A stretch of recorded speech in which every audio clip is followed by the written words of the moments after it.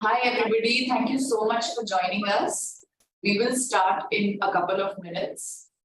Meanwhile, please check that your audios and videos are working fine and your device name is set properly. I can see a few iPhones and Oppo phones, so if you could put it to your name and ideally your school's name as well, that would be perfect, or your institution's name. So please ensure that your audios and videos are fine and your name is set correctly, your device name. That would be helpful. You can also put in your name and the name of your institution in the chat box.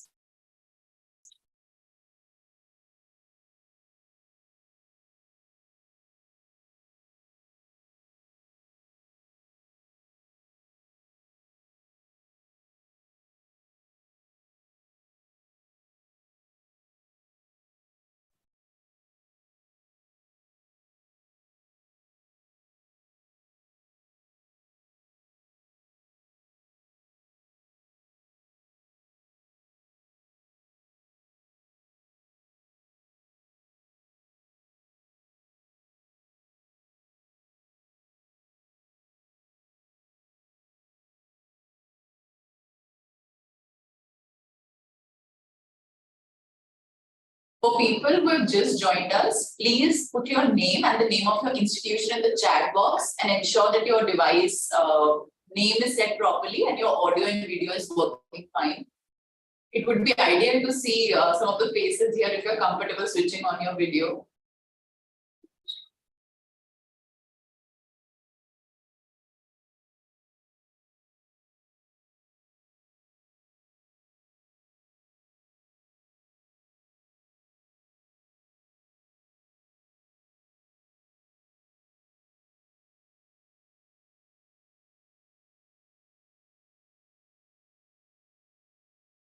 Oh, all right, great. Great to see students joining us.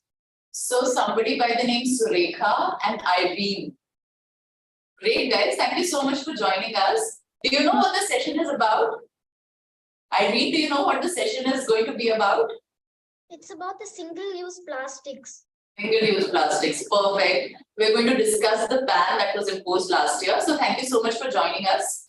We essentially have teachers here, but great to see a couple of students also. All right, I think we can start. We have a substantial number and people will join in as we start. So first of all, good evening, everybody. Thank you so much for joining us. And a shout out to the ones who joined us in time. I could see people join the call at 3:30, which is great. My name is Prishita and this is my colleague Neeraj. We work with the Green Schools program or GSP at Center for Science and Environment. And let's start by telling how many of you are already back to school after the vacation. So you can use Zoom reactions and tell me how many of you are already back to school. Are your vacations over? You can give me a thumbs up if vacations are over.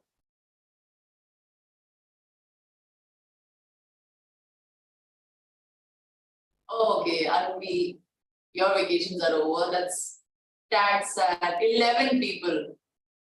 Okay, so schools are starting to open up and maybe rest of you only have like a couple of days left to have all the fun until you go back to school again. Okay, great. So this session, the session on single-use plastic ban and a reality check on that marks the official beginning of a hectic and fulfilling year ahead that we're going to have with GSP. Our audit for 2023, this year's audit, is going to launch by August this year. And it would be if all of you could do it this time and assess your school's resource efficiency. This session also acknowledges the great work that our network schools have been doing with respect to solid waste management in their campuses. We're in constant touch with our model schools, the kind of practices they follow, and we make it a point to inspire other network schools using their example. Some of you might have heard of the Forum of Schools That Segregate, and some of you present in the meeting are already a part of it. The Forum of Schools That Segregate is our exclusive group of schools that have devised an action plan, and they're working towards becoming waste-wise over a period of a few years.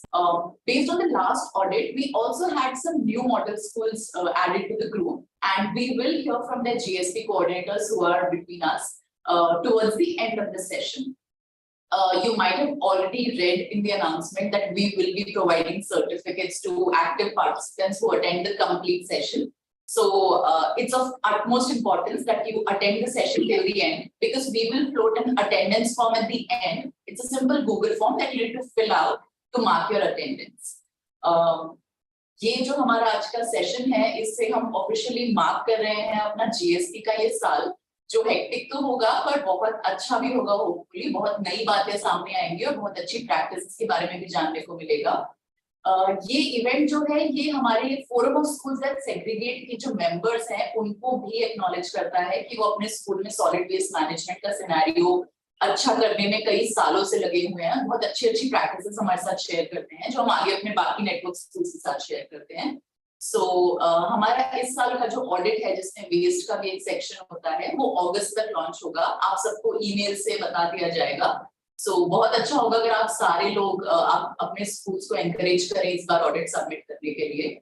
और आज भी हमारे इस session में काफी कुछ plan है, तो धीरे धीरे आगे बढ़ते हैं। जो भी एक्टिव पार्टिसिपेंट्स हैं और जो एंड तक हमारे साथ रहेंगे उनके लिए एक सर्टिफिकेट होगा डिजिटल, जो हम उनको मेल से भेजेंगे। उसके लिए एंड में एक अटेंडेंस फॉर्म होगा जो आपको भरना होगा। सो आप इंश्योर कीजिए कि आप सेशन अटेंड करें और ना सिर्फ सुने, बहुत एक्टिवली अपने विचार शेयर भी करें और सवाल भी पूछें। Alright, so it's now time to start with our session today formally. A reality check on the status of single-use plastic ban in India. The ban came into force in July last year, so it's almost a year. And I think it's about time to check the status of the ban. I would request everybody to be on mute unless you have a question. We'll take questions towards the end. So for the session today, we have our in-house expert Siddharth Singh with us, who will unpack the status of single-use plastic ban in the country a year after it was imposed. He'll also help us figure out our role in the system as institutions, as schools, as educators, and ultimately as individuals. Siddharth, some of you might already know, is a program manager with the Solid Waste Management and Circular Economy team at Center for Science and Environment. He has a master's in green technology from the Institute of Chemical Technology, Mumbai, and he has been working in this field of solid waste management for the last almost 10 years now. He works at CSE with a special focus on plastic waste. So he is the perfect person for this session today, which means that clarifications will be provided, doubts will be resolved, and quite a few myths will be busted about plastic waste today. Speaking of myths, right before I invite Siddharth to take over, let's do a quick poll about what myths we hold around plastics and what facts we know. So just a quick fun activity. 4 questions will now appear on your screen all together. Please read the statement carefully and choose whether the statement is a myth or a fact. Myth is something that people believe but it's not true. Fact is something true. So read each statement carefully and choose whether the statement is a myth or a fact. अभी आपकी screen पे 4 सवाल आएंगे, 4 statement आएंगे। आप वो statement ध्यान से पढ़िए और चूज कीजिए कि ये स्टेटमेंट मिथ है, कि लोग विश्वास तो करते हैं पर सच नहीं है, या फैक्ट है, सच है। So are you guys ready? Can I see thumbs up if you're ready to take the poll? Okay, great. Lot of thumbs up. So here goes the poll. I am now launching it, and I hope you all can see it. So please read all the statements carefully and choose your answer. First statement is single-use plastic items are banned in India. Is it a myth or a fact? Second is we can recycle all plastics that have the recycling symbol, the 3 arrows one after the other on them. Is it a myth or a fact?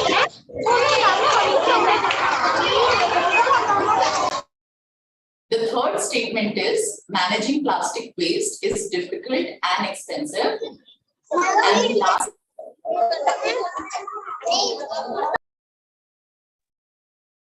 last statement is plastics are non-hazardous or inert. And guys, I would request you to be on mute. We will take your questions towards the end. So if you're not on mute, please do that. It would help the meeting.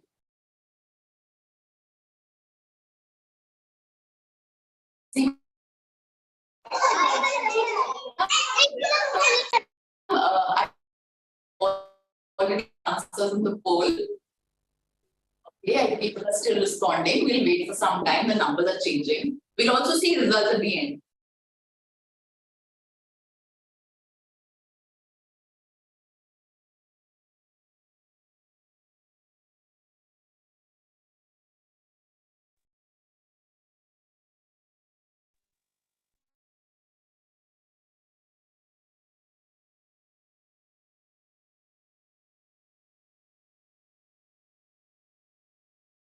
There's still quite a few people who have not responded. So please read the statements carefully and choose whether it's a myth or a fact. Okay, the numbers are increasing.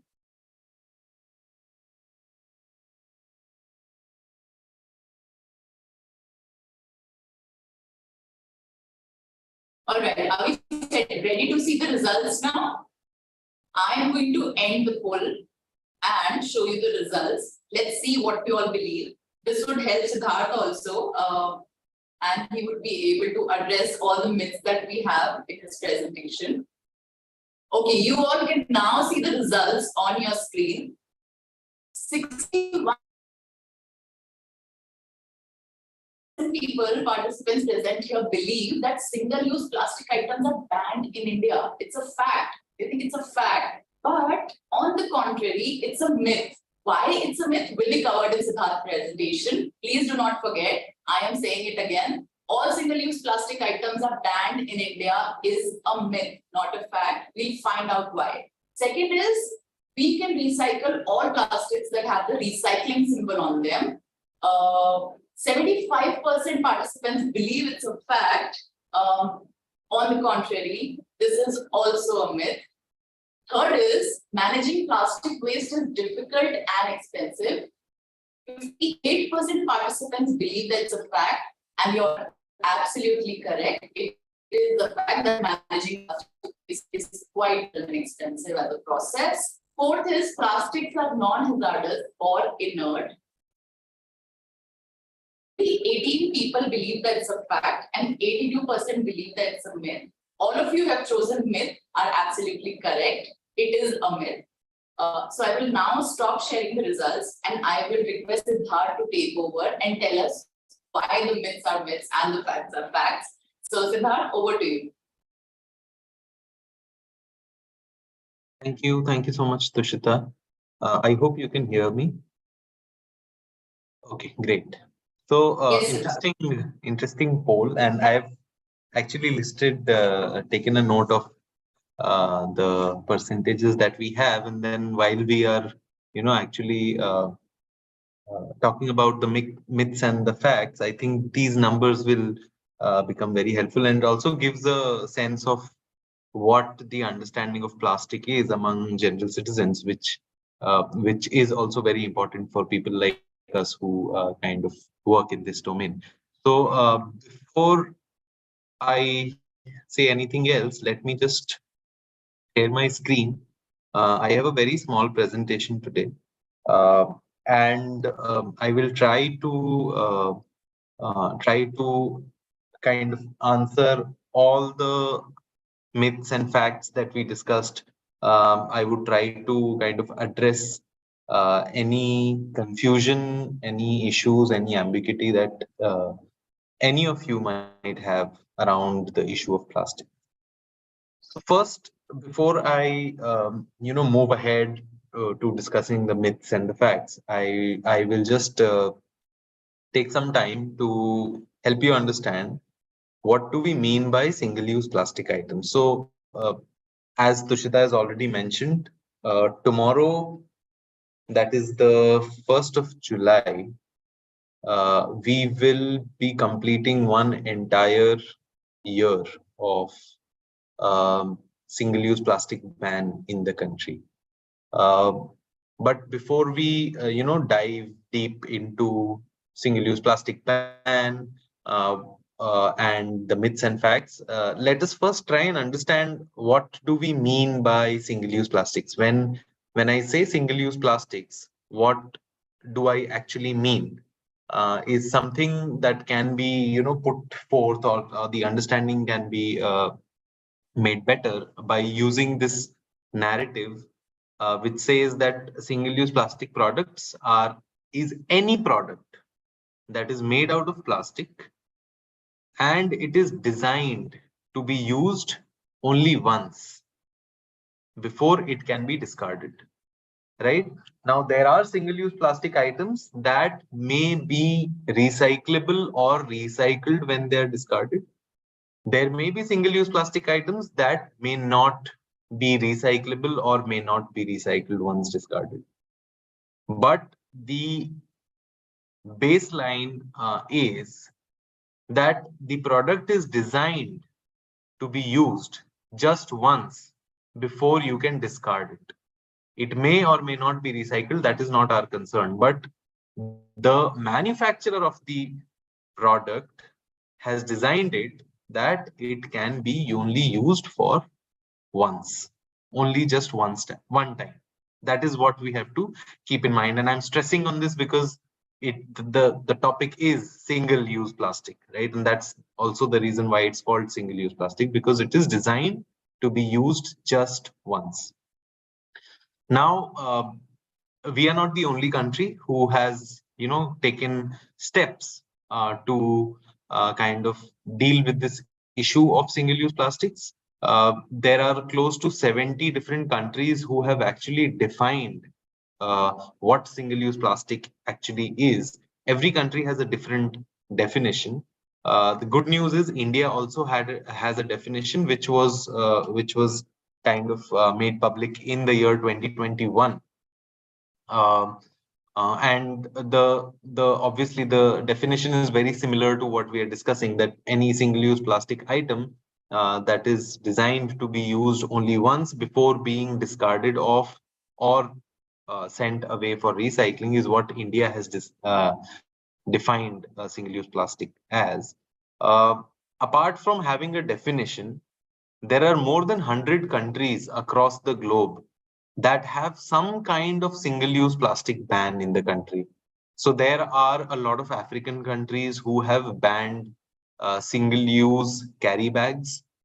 There are a lot of regions like the European Union, which have banned 10 selected items that are most commonly found on littered on the European beaches. Similarly, India also has banned single-use plastic. Now, what we know is this statement, right? India has banned single-use plastic items. While this statement is correct, the fact is that it is only partially correct, right? The statement should actually read that India has banned 19 single-use plastic items, right? What we need to understand here is that India has not banned all single-use plastic items that are sold in the Indian market. We have just banned 19 selected single-use plastic items, right?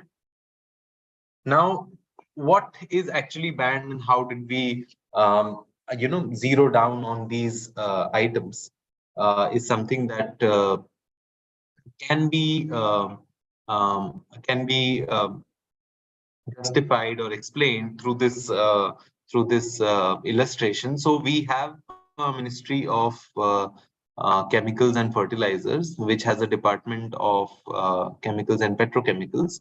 They did a study in 2019, and they actually studied 64 different single-use plastic items.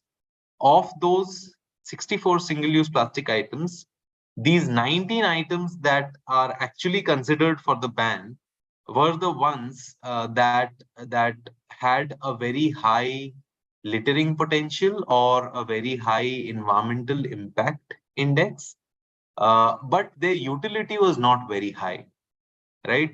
So for all the items for which the utility was not really very high, but the environmental impact was something that was bothering, uh, those items have been selected for the single-use plastic ban. Although if you actually look very closely, you can actually find that there are a lot of single-use plastic items that have a very low utility index, have a high environmental impact, but they were still not considered for the ban. But I would not spend time talking about that issue.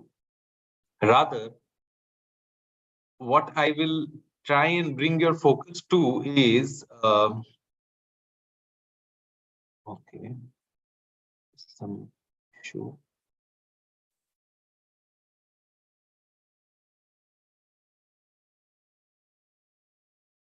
Just give me a minute. My laptop screen kind of froze. Sure, no problem. If you want me to share the screen, I can do that. Let me try once more, Tushita, and then if I face the same problem, then probably you can share it from your end.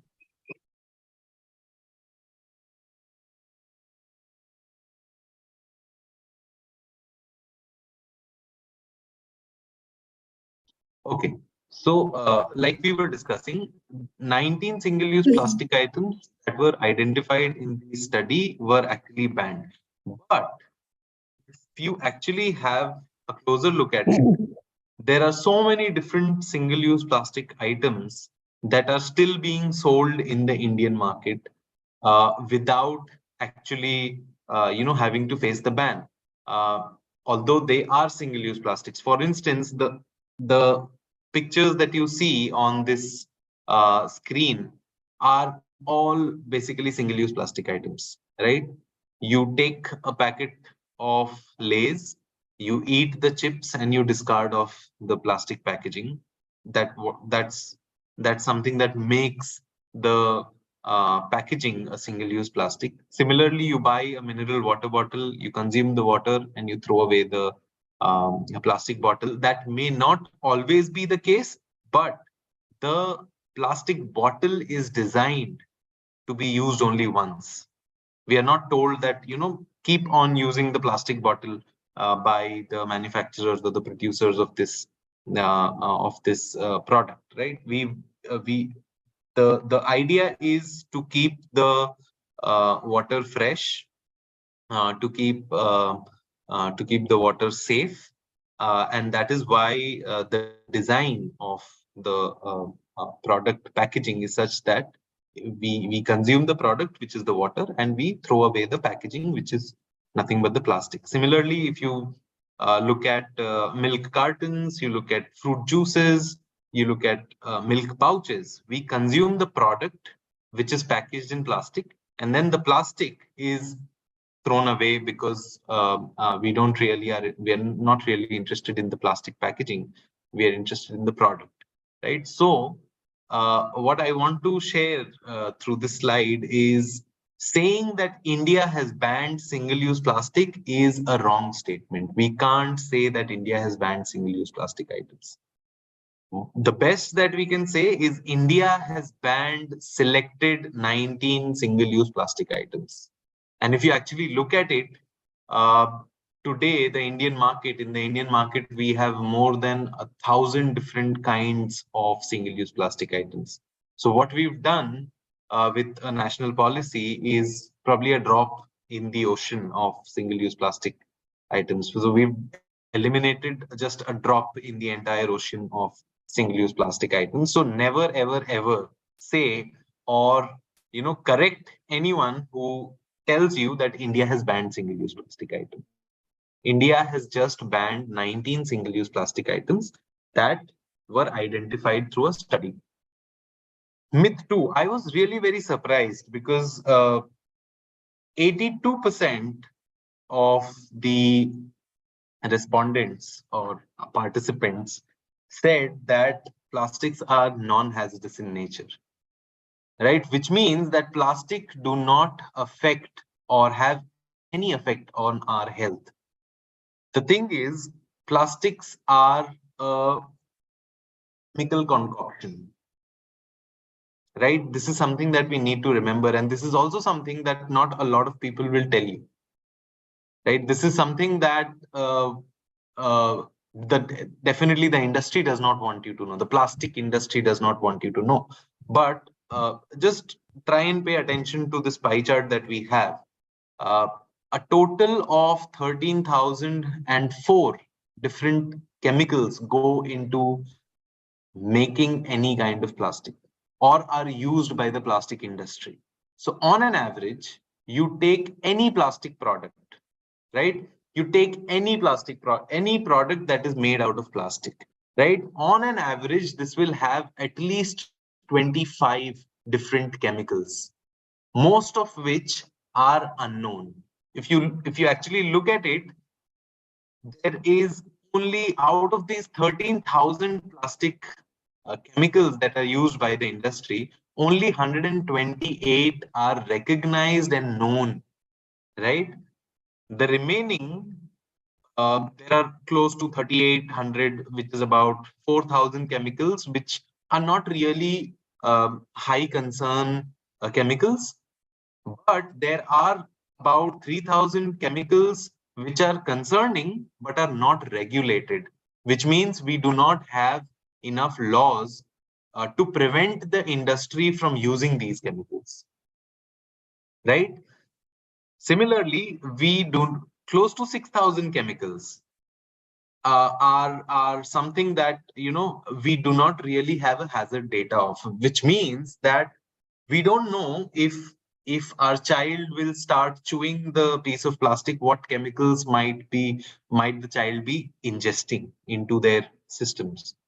What will happen if I wash that piece of plastic with, let's say, a soap solution? Because I do not have any information on what kind of chemical it is, and thus I do not know how will the unknown chemical react with a soap solution, with water, with air, with my saliva, with my blood, right? And that is why plastics are a human health issue. They are hazardous in nature and they are not inert. They are chemicals. We need to understand that. Myth number 3, we can recycle all kinds of plastic that have a recycling symbol on them. Unfortunately, I do not have anything around me that, I can just hold up and show you the recycling symbol, but this is what a recycling symbol looks like, right? These are 3 chasing arrows running one after the other, right? And this was introduced by a organization called the American Chemistry Council. The American Chemistry Council sounds like a very, sounds like a scientific body of doing a lot of research around plastics. But the reality is, American Chemistry Council is uh, is a coalition of different players in the plastic industry, and is funded very heavily by the plastic industry itself. So they were the ones who got this symbol of recycling. They called it the recycling symbol, which is also known by the resin identification code or any other name. But these 3 chasing arrows is what we call as the recycling symbol. The point here that I'm trying to make is the recycling symbol is an eyewash, because the recycling symbol has nothing to do with recycling of plastics. It has absolutely nothing to do with plastic recycling. The only thing that was kind of promoted or propagated is that, okay, a consumer like you and me, a regular citizen that has nothing to do with plastics, will just see this symbol and feel satisfied, feel content that, okay, whatever product I'm using will end up being recycled and it will come back to us in some other form. But that does not happen in reality. That does not happen in reality. In fact, if you look at recycling data from 1950 to 2020, you will find that we have only recycled 9% of all the plastic material that we've ever used. A country like the United States of America, which we kind of look up to for maybe all the wrong reasons, the thing is that United States of America has been able to recycle merely 5% of all the plastics that they have produced. Most of the plastic waste that United States of America produces is sent to developing countries like India, like Bangladesh, like Vietnam, like Indonesia. Right? And we have to then recycle these plastics with all the chemicals that they contain. Right? And again, I'm repeating, the recycling symbol is just an eyewash. It has nothing, absolutely nothing to do with recycling. Right? Myth number 4. You might have definitely heard compostable plastic, biodegradable plastic is the savior. We can just now start to use compostable plastics and just throw it anywhere and nature will take care of it. Right? It's not that simple. It is not that simple. Let me start with biodegradable plastic and then come to compostable. In fact, compostable biodegradable plastics are sometimes used interchangeably, right? For compostable plastic, you might end up saying biodegradable and vice versa, but that's not the case. These are two different kinds of plastics and have to be understood differently. They can't be treated similarly or can't be used, can't be named interchangeably is what we need to understand. I will start with biodegradable plastics. Biodegradable plastics are the plastics which actually, if I throw in the environment, right, nature will actually take care of this plastic. But what I have to keep in mind is under what conditions the biodegradable plastic will degrade, because I may design a biodegradable plastic to degrade in soil. But if I throw that biodegradable plastic in, let's say, a lake, it won't degrade. Or maybe I have designed a biodegradable plastic to degrade naturally in seawater, which is saline in nature, but I end up throwing it on the soil. It will not degrade, right? Maybe I have designed a biodegradable plastic which can mix into a water solution, right, at a temperature of 28 degrees Celsius. But the water where I have thrown the biodegradable plastic is constantly at a 40 degrees Celsius. The plastic will not take care of itself, right? So we need to understand that the issue of biodegradable plastics is not as easy, as simple as it is communicated to us. It's not as simple as we throw it away and then everything will be taken care of by nature. In fact, we need to understand that biodegradable plastics are, although they can biodegrade in nature, but we need to understand where is it designed to biodegrade, right? We don't really have standards. In fact, companies have already started claiming that we are using biodegradable plastics. The tobacco industry in India has claimed that they have shifted to biodegradable packaging. However, the Bureau of Indian Standards just a couple of months back said that any claims, they made a press statement saying that any claims of an industry or a company using biodegradable plastics is false and misleading and should not be trusted upon. Right. So biodegradable plastic that we see or look as a solution to conventional plastic may not actually be a solution. In fact, people are working towards this solution, but it will take some time before we actually reach there. Similarly, for compostable plastics, these are not plastics that you can throw away and then nature will take care of it. These, although they are called compostable, you can't really put these compostable plastic in your home composting or your community composting bins, right? The problem with compostable plastic is that they are collected together with all the streams of waste, which is paper, plastic, wet waste, and the rest of it. But because compostable plastics need specialized facilities like industrial composting units to be treated, we need a separate collection channel for collection of compostable plastics, and kind of um, um, creating an entire value chain for channelization and treatment of compostable plastics. So uh, although these may become the solution in the years to come, but today, given the national capacity that we have, it's very important that we actually try and minimize the use of these kinds of plastics for very specific applications. For instance, you may use a biodegradable plastic if it is actually biodegradable, if it has a certification, to give away or store your wet waste and give it away to the waste handler or the waste collector that comes over to you, obviously segregated waste. Similarly, compostable plastics, if you know there is an industrial composting near your center, near you where you live, or where your establishment is, only then it makes sense to actually use a compostable plastics.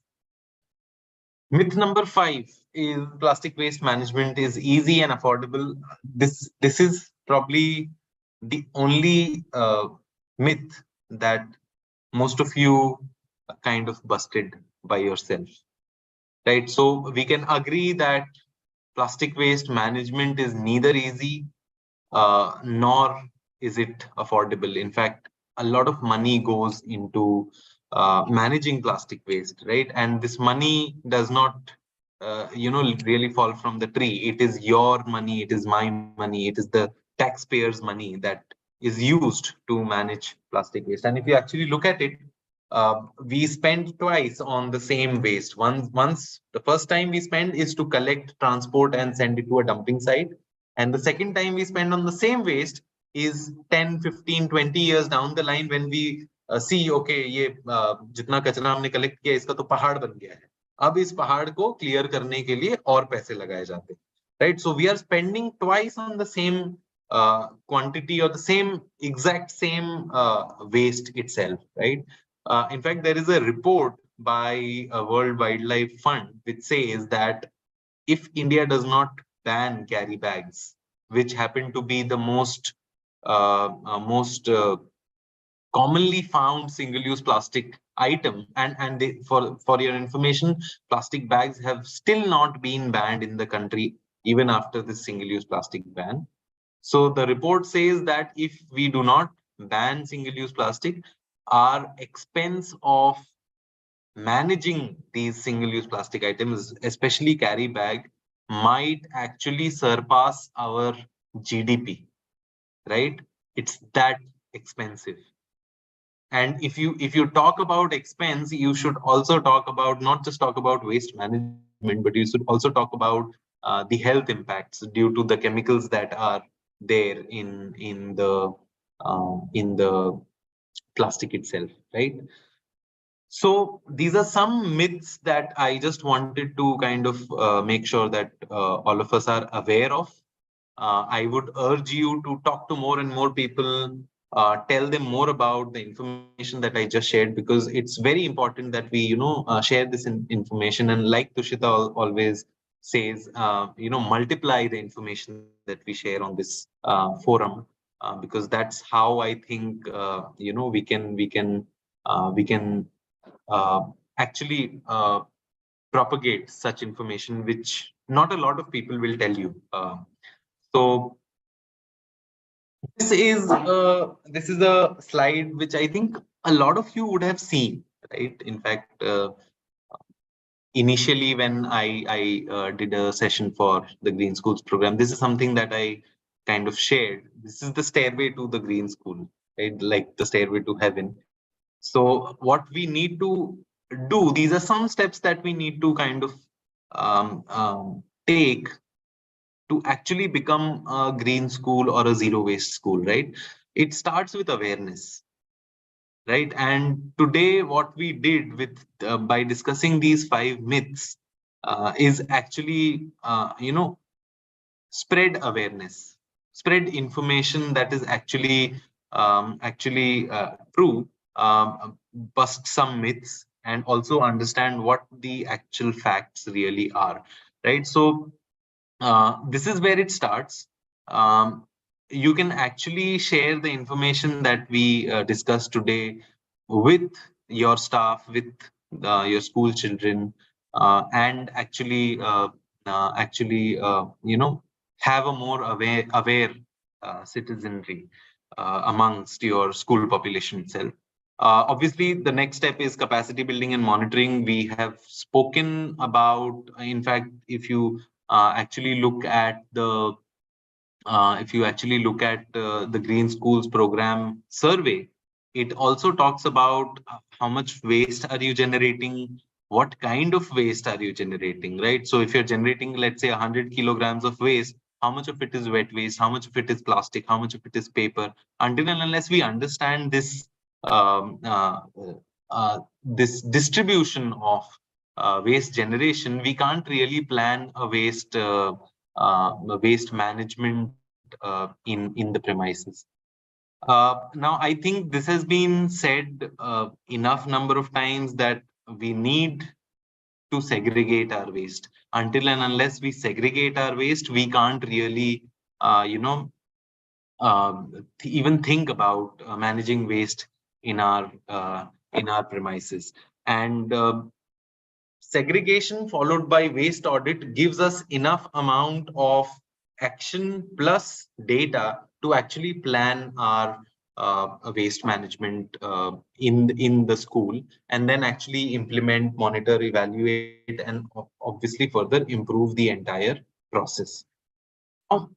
One thing that I kind of need to discuss before I stop talking is, how do you now go a step ahead from, being a green school or a zero waste school, and start this discussion of how you can actually make your school a single use plastic free, right? So it's not an easy task. Let me be very frank with you. It's not an easy task, because you will need first uh, aware people around you, right? You will need cooperation from the different stakeholders, like students, their parents, your staff, your support staff, like your security guard, or maybe your housekeeping staff, right? And you will also need support from not only within your school, but also from outside your schools, because every school has, you walk 100 meters outside the school, and then you have um, um, an ocean of shops where a lot of items are sold, which are basically packed in single-use plastic items. So let's to start off with, start small. Start with identifying areas or places in the school itself where single-use plastic items are found, right? And don't limit yourself to the ban that we have in the country. A ban is something that is mandatory for you to do. That's like the baseline. So you can't be selling straws, plastic straws. You can't be selling, obviously, plastic balloons or plastic flags that you use during Independence Day, Republic Day. Can't have a plastic stick um, uh, with it. Uh, Try and not to use, go beyond the ban. Try not to use, or try that your vendor that you have in the school does not sell products packaged in single-use plastic items. If children are bringing, let's say, packaged items from schools, you can ask them to kind of shift it to a lunchbox or a container, and then just discard the plastic back at their home, so that way the plastic will not enter your premises. And any shops that are selling single-use plastic items can be engaged with, can be told why we should not be, what is banned, what is not banned, and even what's not banned, how we can actually go a step ahead and try not to propagate these items within the school. Any events that you have within the school, schools are a place where we have a lot of events every month, every 2 months we have different events. Try and conduct an event that is absolutely single-use plastic free.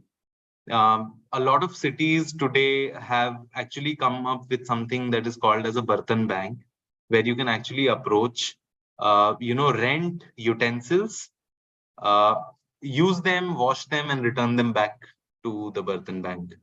Um, so that is something that can actually be tried. So shifting from a plastic spoon to a wooden spoon will not really make a lot of sense, because at the end of the day the wooden spoon also has to be discarded, right? So these are actually practices. If you culturally, if you actually look at it, it's like going back to our roots, because India has been a country where we did not really have a use and throw culture. It's something that we've borrowed from the West, right? So try and explore what kind of different services or initiatives your cities have taken to kind of help you to become a single-use plastic free um, school, and keep experimenting. I think the Green Schools program, Tushita, Suparno, even I'm at your disposal. We are just a phone call away, we're just a message away. And if you're trying to experiment something and you're stuck somewhere, you can always reach out to us to maybe do a capacity building or help you connect to some vendor who actually can help you to go single-use plastic free. When I say vendor, I mean people who offer services like a Bartan Bank or a reuse store or a refill store, which will help you to actually shift your focus and dependency from single-use plastics. So that is it from my side, and I'm happy to answer any questions any of you may have. Thank you so much, Siddharth.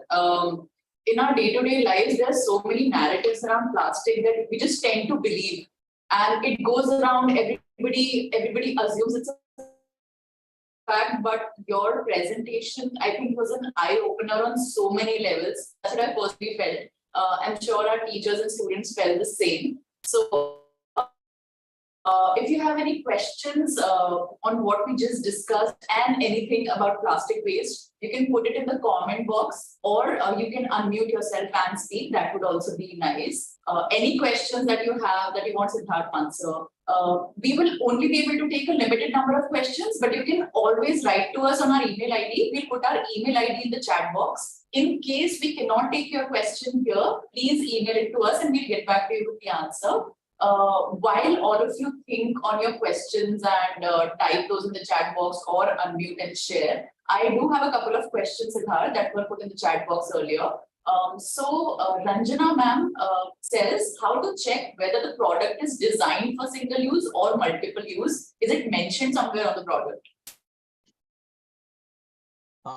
No, it's not mentioned on the product. It's basically so I was actually asked this question before. So let's say a mineral water bottle or a soft drink bottle. A lot of us actually reuse these bottles, right? But the company never said that this bottle is designed for reuse, right? And when a bottle or a piece of packaging is actually designed for reuse, it will be mentioned, right?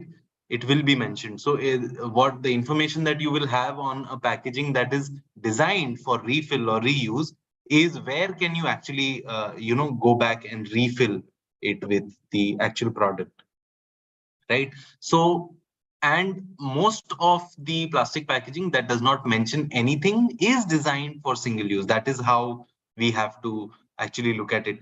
Despite the fact that we as Indians actually end up reusing single-use plastic items, does not mean that those items are not single-use, They are single use, but it is us who is kind of reusing them. You can't really credit or give credit to the manufacturer saying that they've built a product that can be reused.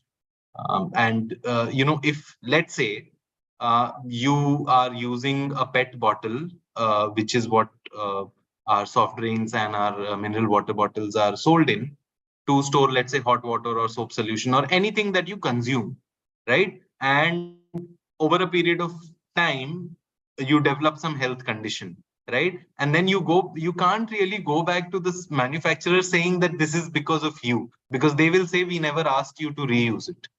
It was not designed for reuse, right? And that is why they keep themselves clear of such conversations, right?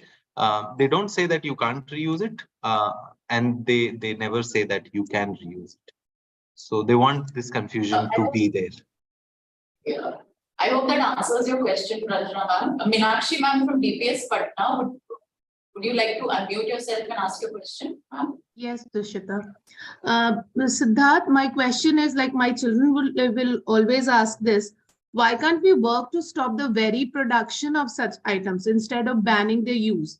I'll tell you my school's example. My school is a no plastic zone, and we are doing a lot to make it workable, like providing jute bags and providing cloth napkins, everything we are doing.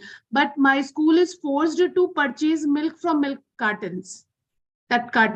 So as it is being produced, so they are being used. So what can we do about that? So it's a very interesting question, Meenakshi ma'am. Actually, if you look at it, see, we are consumers, we are citizens, right? If something's production should or should not be allowed is something that policy decides. In our country, the policy, unfortunately, does not really focus on the production part of it, right? But the good news is that how many of you know about the climate agreement or the Paris Agreement, which talks about climate change, right? So we are now in the process of discussing a global plastic treaty, where one of the key issues that is being discussed, which is obviously being kind of opposed by a lot of oil producing nations, because oil is where plastics basically come from, right? Is how do we control, how do we shift our production levels from unsustainable levels to sustainable levels now, right? Because it is very clear that we are producing plastics at a rate where we can't really consume it and we can't manage that waste, right? But the problem is, Meenakshi ma'am, a lot of countries, I can name some for you, most of the West Asian countries, which we commonly call as the Middle East or the Gulf countries, are countries whose economy relies on fossil fuels or extraction of fossil fuels, for that matter. And with the climate agreement or gathering force every year, the parties are meeting in the COPs that we have. More and more countries now have or are feeling the pressure to kind of shift or reduce their production of fossil fuels like petrol, diesel, and the rest of it.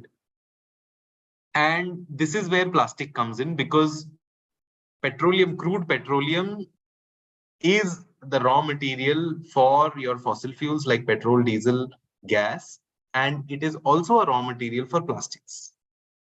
So if you're not allowed to manufacture one item from what your raw material is, which you have a lot of your raw material, you have a lot of it, and you are told that you can't manufacture this. So to kind of cover your profits, what you do is you start producing the other material which is not regulated at a global level. And that's exactly what has happened with plastic. But we are very hopeful. My director, he is on the call. My director and me are constantly kind of following it up. We are actively involved in this process of what we call as the Global Plastic Treaty. And we are hoping that, a couple of years down the line, we have something which actually talks about how we can reduce unsustainable production levels.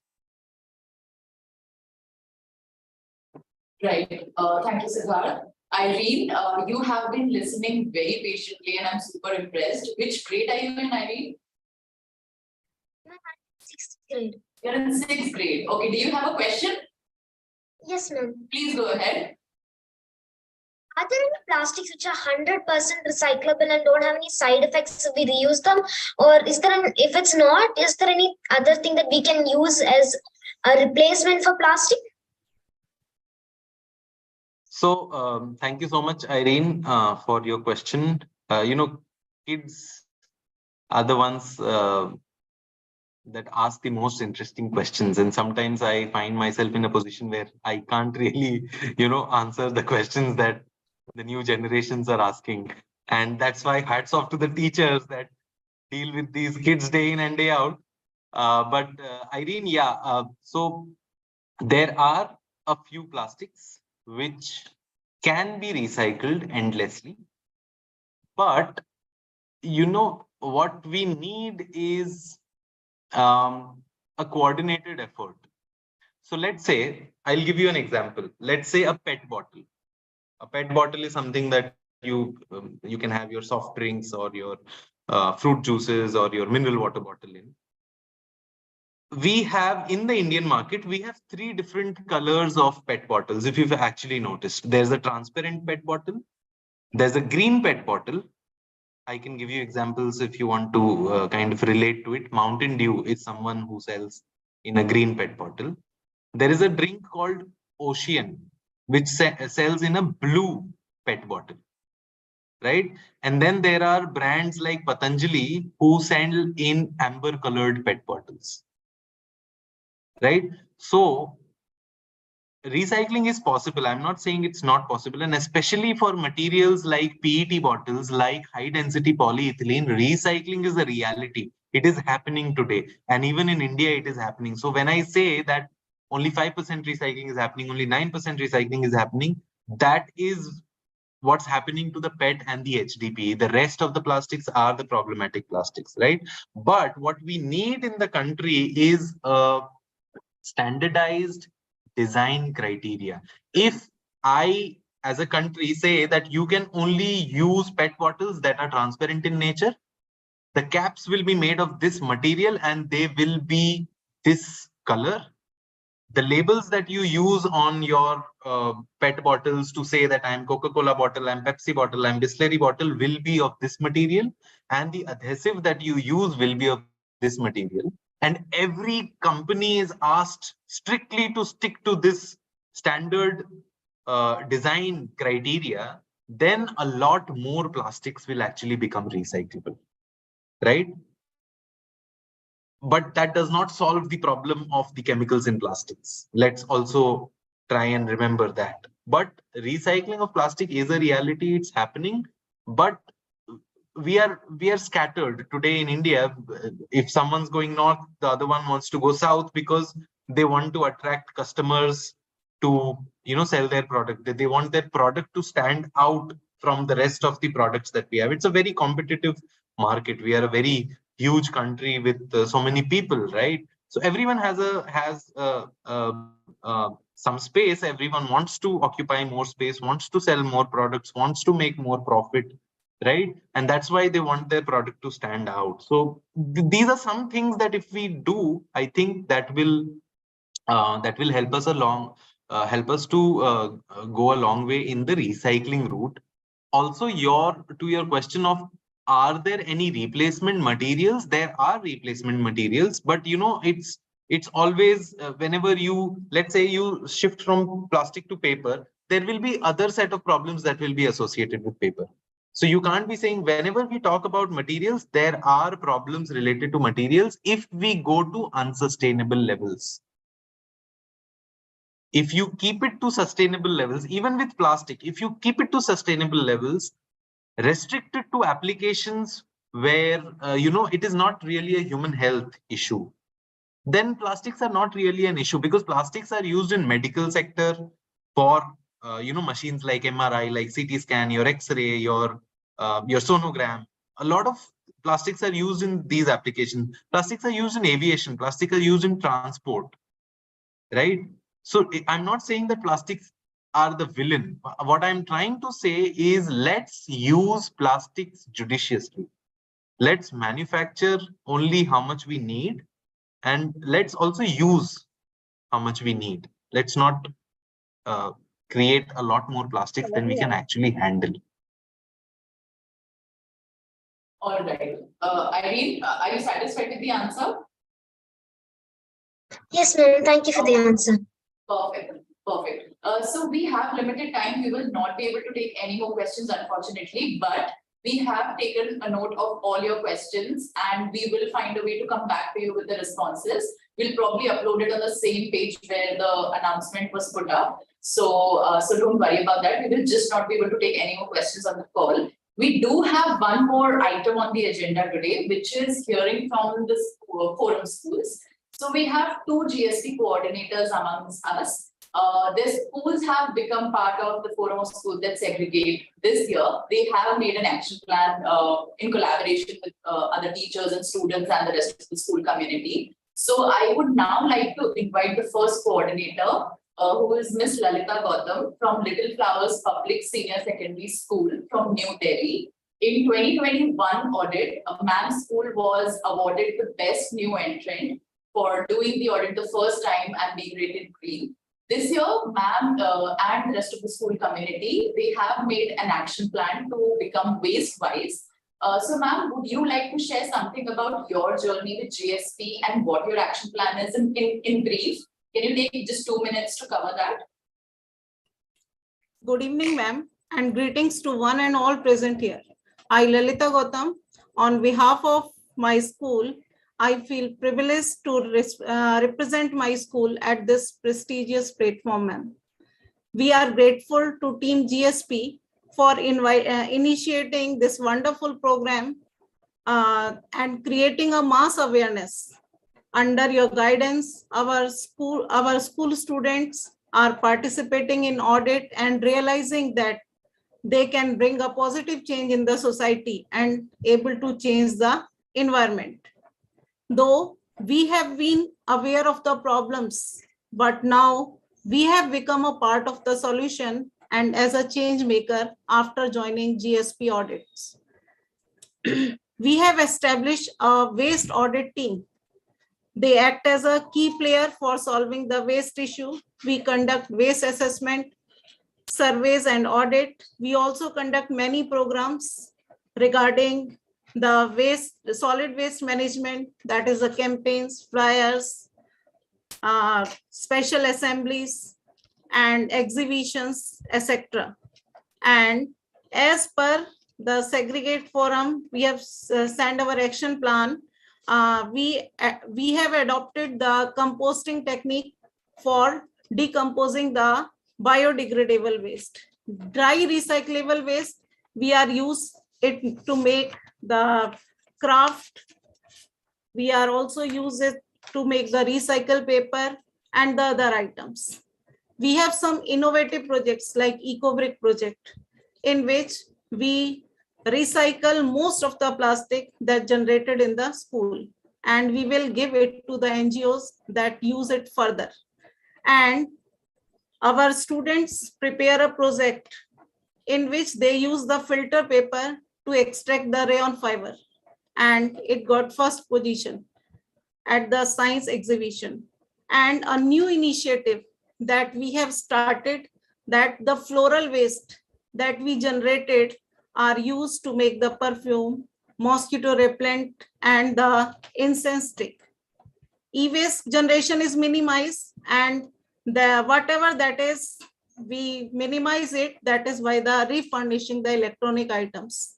And for biomedical waste, including sanitary waste, we will use the incineration method. And construction and demolition waste, we will send for landfilling, and the rest, the soil part, we are using for the planters. So, ma'am, the benefit of all these methods we adopted is that they less waste goes to the landfill, and they are the cheaper method, and they are environment friendly. Now, some future initiative we have to take, as it is believed that one drop save is one drop produce. So in the same way, little bit of the waste reduction contribute to the waste management.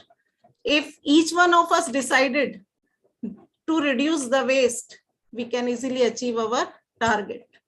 So there are some future initiatives that we would emphasize, that we will guide the students to bring the eco-friendly lunch that do not contain any paper wrap or the aluminum wrap, and we will give the alternative to them that they will use the cotton clothes that we used previously, and they will use the V-Wax wrap that can be recycled and reused many times, and minimize the use of tissue paper completely when on the food item that is wrapped in plastic wrapping, reducing as much as possible the waste.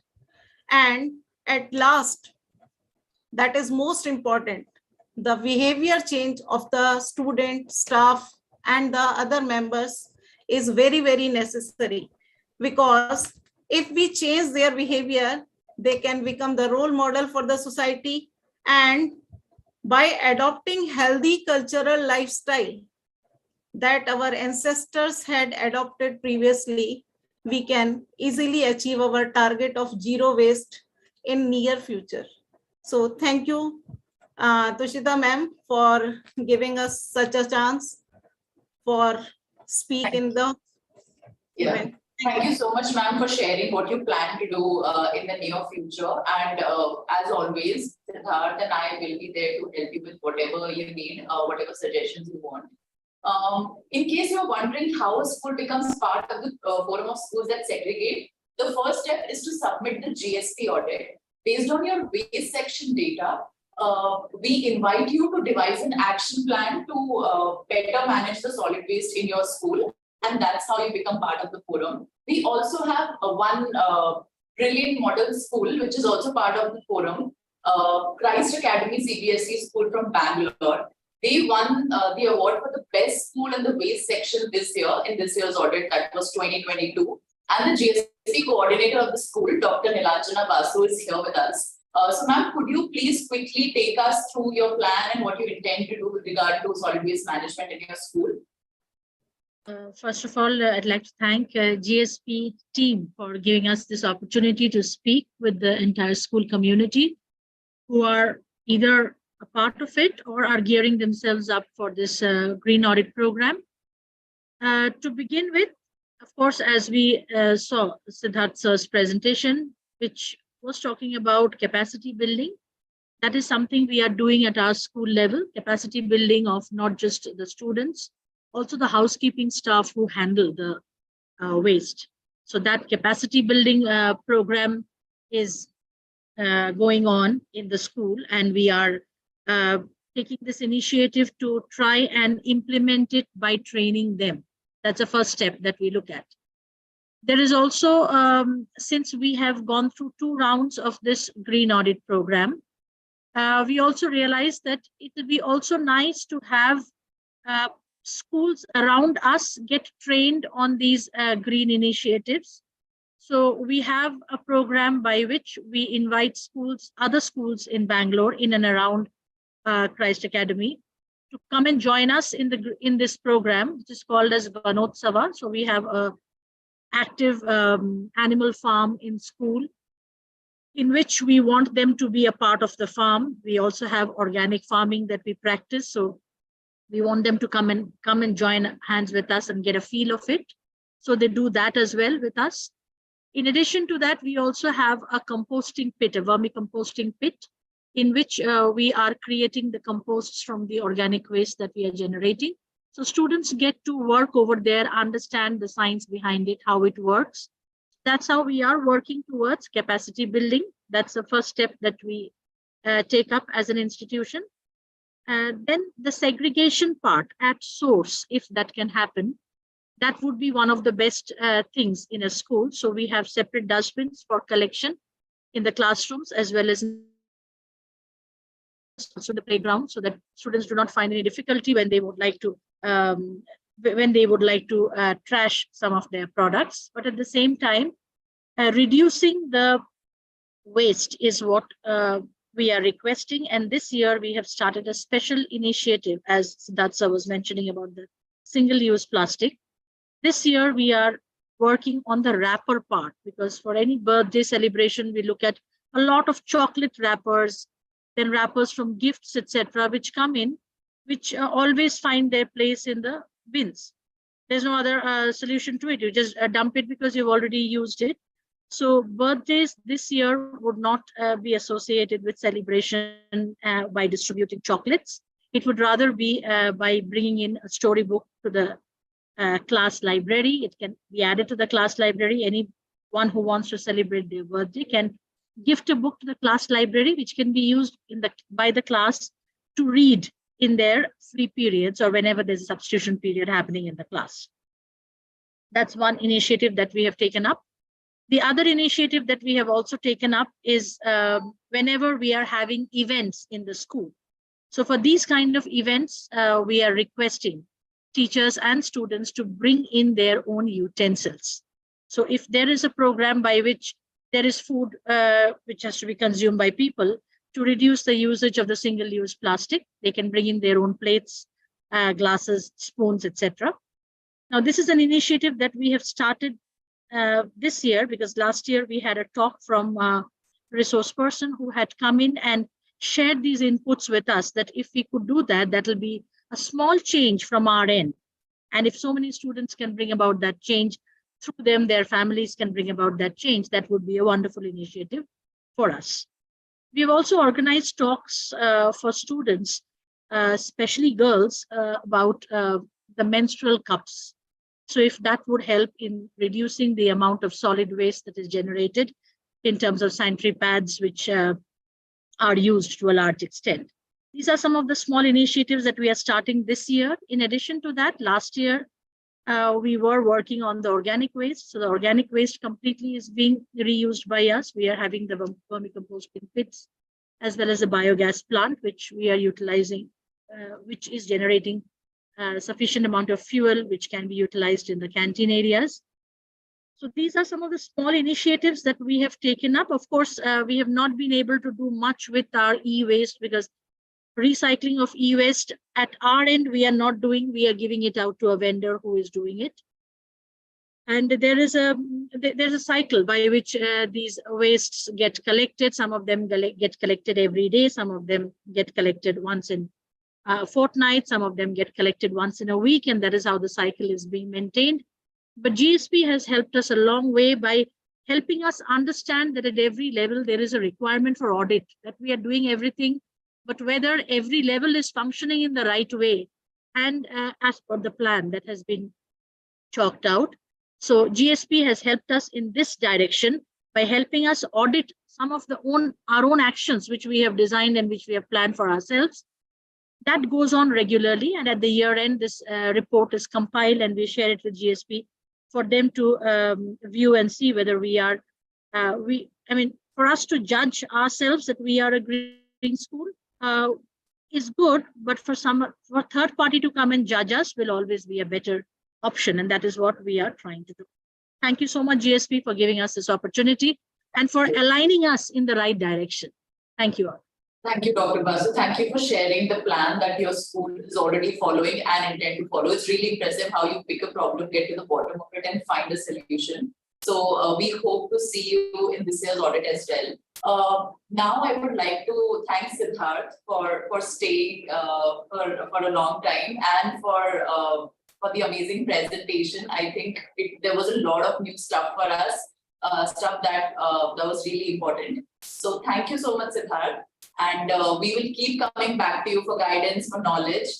You are our official knowledge partner, and we couldn't be happier. So thank you so much for your time. Now, I would like to thank all the participants present here for staying till the end. Please do not forget to fill out the attendance form. The link is in the chat box. Please click on the link, fill out the form. It will ensure that your presence is marked and we will be able to send you the digital certificate. The questions that we could not take, we will get back to you on the responses, and we'll keep the attendance form open for the next 5 minutes. So please ensure that you fill it out. And that's that until we organize another meeting. We'll see you then. So thank you so much, everybody, for joining us. Thank you for your participation.